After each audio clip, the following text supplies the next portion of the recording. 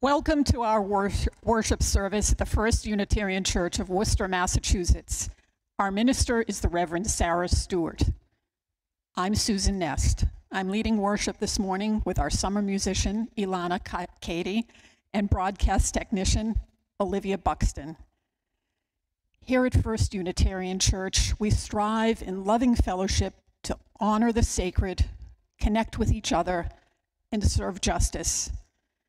We are a welcoming congregation. Whatever your age, class, nationality, sexual orientation, or gender identity, we are delighted to have you with us this morning. We are worshiping as one congregation in many places. We have people here in the sanctuary and people joining us online. The ministries of our church stretch beyond the walls of the sanctuary. If you are online, you can like this video and add a comment in the space below the video to help others find us. Please subscribe to our channel to find more of our content. Our newsletter is the best way to stay in touch and join our other programs. If you would like to receive our e-newsletter, please go to firstunitarian.com and click subscribe to our newsletter at the bottom of the page. We'd like to remind you that there will be no service next Sunday. We will resume services on September 11th when the Reverend Sarah Stewart returns to the pulpit. This is the day the Lord has made. Please rise in body or spirit for responsive reading number 512 in the gray hymnal. We give thanks this day.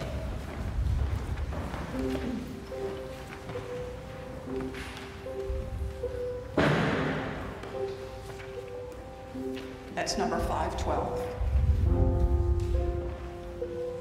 For the expanding grandeur of creation, worlds known and unknown, galaxies beyond galaxies, filling us with awe and challenging our imaginations, we give thanks this day. For this fragile planet Earth, its times and tides, its sunsets and seasons, we give thanks this day. For the joy of human life, its wonders and surprises, its hopes and achievements, we give thanks this day. For our human community, our common past and future hope, our oneness transcending all separation, our capacity to work for peace and justice in the midst of hostility and oppression. We give thanks this day. For high hopes and noble causes, for faith without fanaticism, for understanding of views not shared. We give thanks this day. For all who have labored and suffered for a fairer world, who have lived so that others might live in dignity and freedom. We give thanks this day. For human liberty and sacred rights, for opportunities to change and grow, to affirm and choose. We give thanks this day. We pray that we may live not by our fears, but by our hopes, not by our words, but by our deeds. Jay Lavelle, who has organized and overseen the entire late-led summer worship series, will now light the chalice.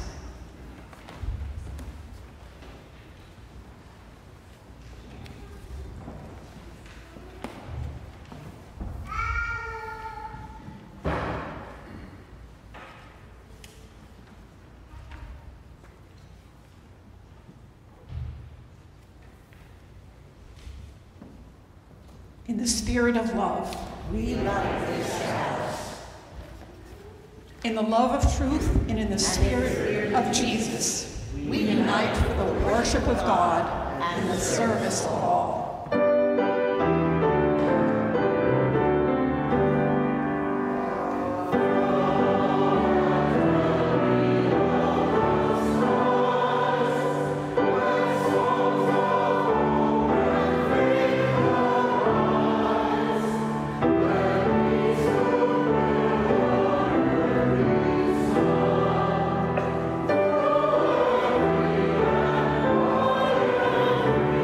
Oh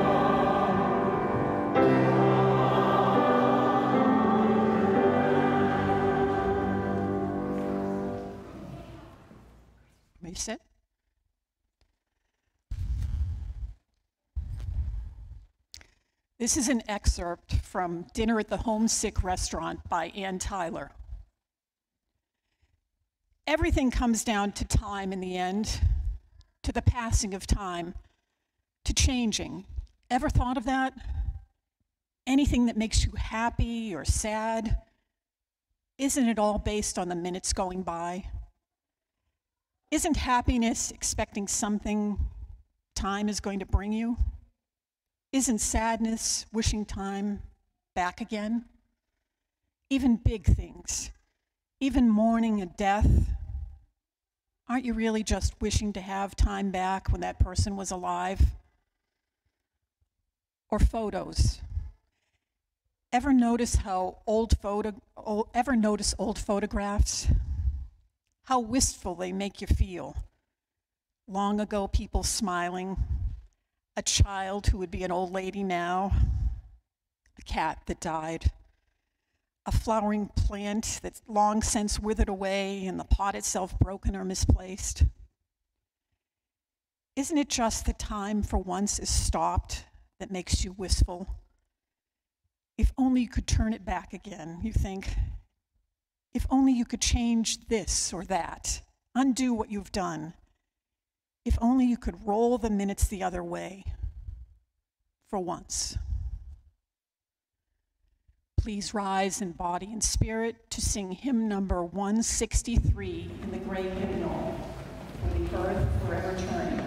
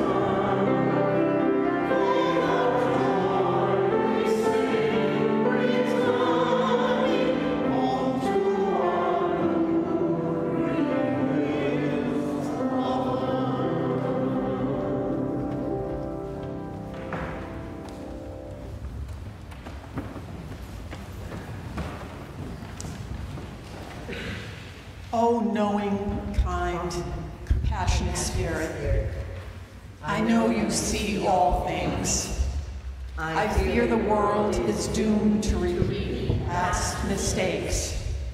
Can I trust your wisdom to help us change?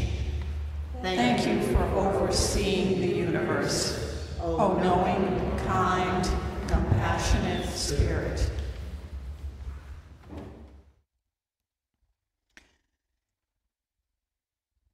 In our sacred time together, we share the joys and sorrows of our church with one another.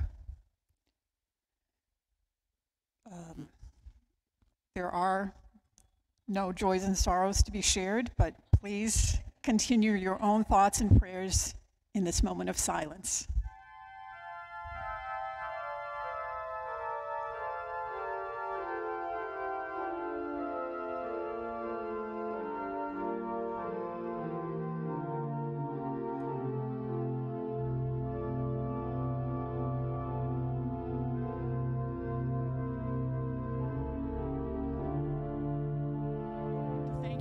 For supporting the summer series. We appreciate your attendance. Our ministries at First Unitarian Church continue to thrive because of your support. Your offering makes a difference. Thank you for your generosity. The ushers will now receive the morning's offering. If you are online, you can text the number on your screen or go to firstunitarian.com and click Give Online at the top of any page. I invite your generous contributions for the good work of First Unitarian Church.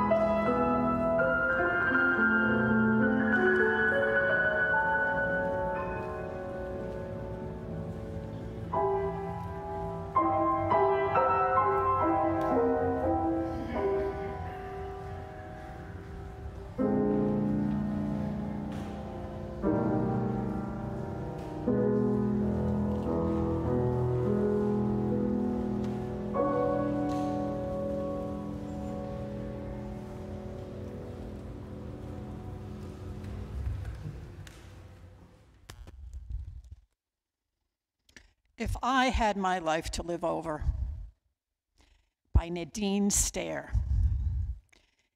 If I had my life to live over, I'd dare to make more mistakes next time. I'd relax. I would limber up. I would be sillier than I have been this trip. I would take fewer things seriously. I would take more chances. I would climb more mountains and swim more rivers. I would eat more ice cream and less beans. I would perhaps have more actual troubles, but I'd have fewer imaginary ones. You see, I'm one of those people who lived sensibly insanely hour after hour, day after day. Oh, I've had my moments. And if I had it to do over again, I'd have more of them. In fact, I try to have nothing else but moments, one after another, instead of living so many years ahead of each day. I've been one of those persons that never goes anywhere without a thermometer, a hot water bottle, a raincoat, and a parachute. If I had my life to live over, I would start barefoot in the spring and stay that way later in the fall. I would go to more dances. I would ride more merry-go-rounds. I would pick more daisies.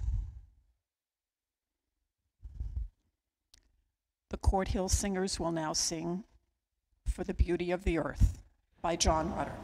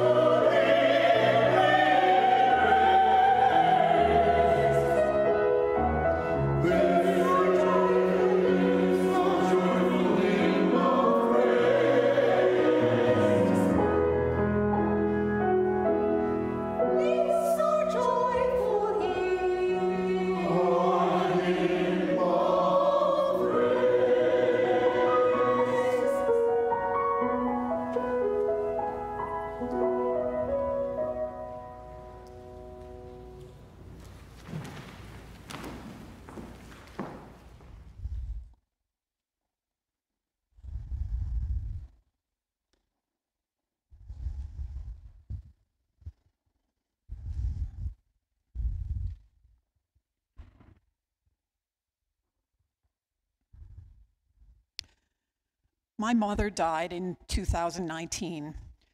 3 years after her death, I'm still sorting through her things. She corresponded with many friends and relatives and kept every letter she ever received. there were thousands of pieces of mail. I still have hundreds of more to read, including 28 inches of letters exchanged between my parents prior to their marriage. Though it is a Sisyphean task to read each letter, I'm grateful they exist. Everyone is a treasure chest of information. There is a confessional tone to many of the letters. I find that people made more personal revelations when they sat with pen and paper and wrote without censure. No one was there to interrupt their thoughts as they recounted loneliness, familial problems, and long-held personal revelations. In one, a friend of my mother's describes a call from the daughter she gave up for her adoption 54 years earlier. It was a call she had been expecting since 1938. She also recounts the early days of her pregnancy. I had not finished my education. My mother was dying of cancer, she wrote. Dad had 2 of us in college and money was tight. After much deliberation, and I mean it all within myself, I decided to have the baby and put it up for adoption.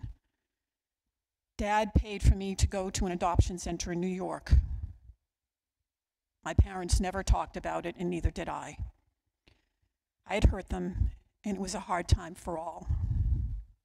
She continues.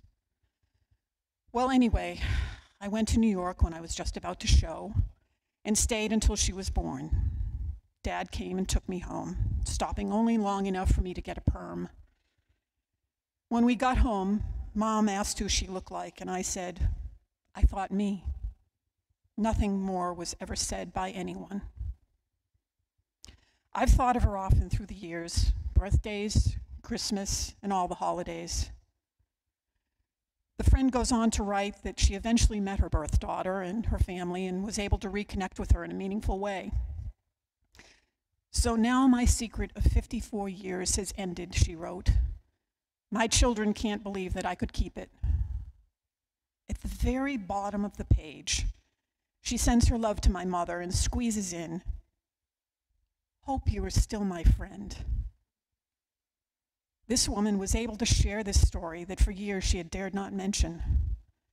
It saddens me that she feared the loss of my mother's friendship in doing so, but the letter allowed her to express her anxiety. I can't imagine this information could be conveyed in a text with emojis and acronyms. Another friend who was living with relatives writes, they are so busy all the time. It leaves me alone all by myself. They are real nice to me, but I like to have someone to sit down and talk and laugh with me. I guess I must be getting old. I know I am. This correspondent felt free to write of her loneliness in a way that she might not have revealed in a face-to-face encounter.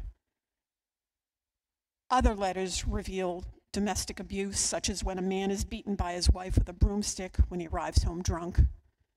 Tough times when paychecks didn't stretch to cover the whole week. Or unimaginable pain when a woman dying of cancer begs her husband to kill her. There are also letters that proudly recount children's accomplishments and clever sayings, as well as family stories and anecdotes about those who no longer walk this earth. It takes time to write, address, and mail a letter. There is effort expended. How much time does it take to hit like on Facebook? I think we have settled on the ease of the electric communication and are not the better for it. There is a level of trust and care in a letter exchange that cannot be replicated online. What we have gained in convenience, I think we have lost in the depth of expression a letter provides. Letters speak across decades. Will our descendants sift through our emails in the years to come? Will they marvel at our posts? Will they be impressed that we clicked like 1,000,000 times? Electronic messages cannot compete with a piece of heartfelt correspondence.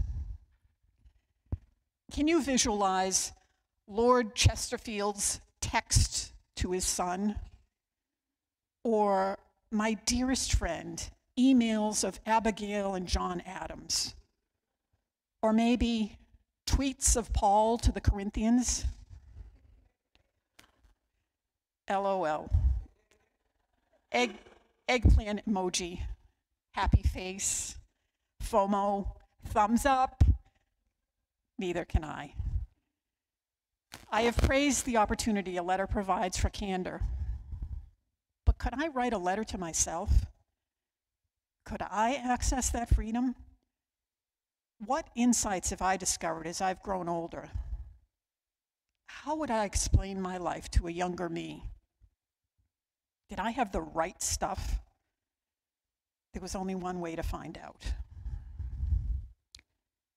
Dear Susan, there were times in my life I asked for advice, and many times it was freely given. Most of it boiled down to one word: don't. It could have been, girls, don't spit, or don't sit with that person at lunch, or don't learn how to drive with a shift. Those early don'ts were tests. Could I stand up to other people's disapproval? Could I stand up to the peer pressure of the high school lunchroom? Could I weigh the pros and cons of manual versus automatic transmission? As with everything, it was one step or one don't at a time. With each don't I slayed, I grew more sure of myself. Oh, I'd listen to the don't sayers, but I never let them stop me. I chose when and when not to do something. The chorus of don'ts always seemed to be fear-based. Don't take that job. Don't go there because bad things will happen. Don't do that or you will lose this. If I could offer one piece of advice, I would say, don't be afraid. Life will sometimes knock the wind out of you, both with its beauty and its sadness, each thing in its own time. I would rather you experience the highs and lows as they come to you, rather than offering warnings or telling you not to do something because you might get hurt. Even when you do things right, they can turn out wrong. But every mistake can be a lesson.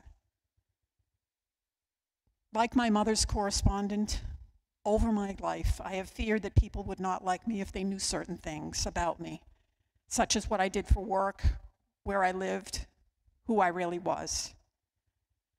I didn't grasp that these experiences made me adaptable and accepting. For all my bold statements about standing up to the don'ts, I fell prey to the pressure of fitting in, which is much more insidious. I realized for way too many years I was silenced by my own doubts. I once visited a butterfly conservatory where I learned that butterflies live for only 2 weeks.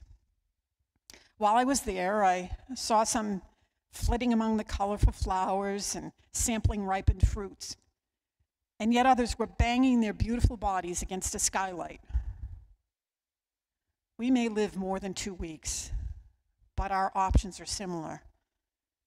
Do we want to spend our time enjoying the beauty of the world or pounding on windows that may never open? Here's one more don't for you. Don't waste your energy pretending to be someone you are not. Younger self, the older I get, the more I understand that hiding who you are so you think someone will like you is not a worthy endeavor. Would you rather be human or a hologram? Like the butterflies, you have a limited amount of time, and it would be a shame to squander it.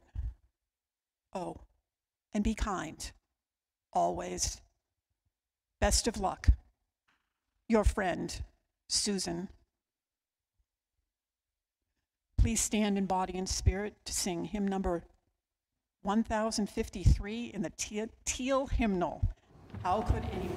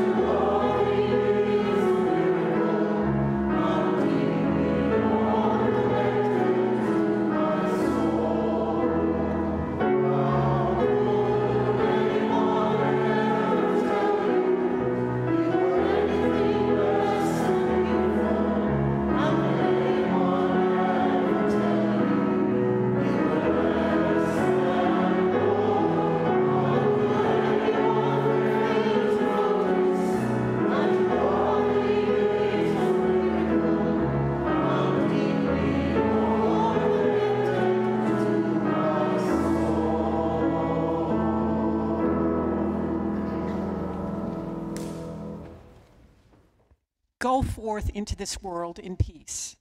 Be of good courage. Hold fast to that which is good. Render to no one evil for evil. Strengthen the faint-hearted. Support the weak. Help the afflicted. Honor everyone. Love and serve the holy, rejoicing in the power of the Spirit forever. Amen. Please be seated for the postlude.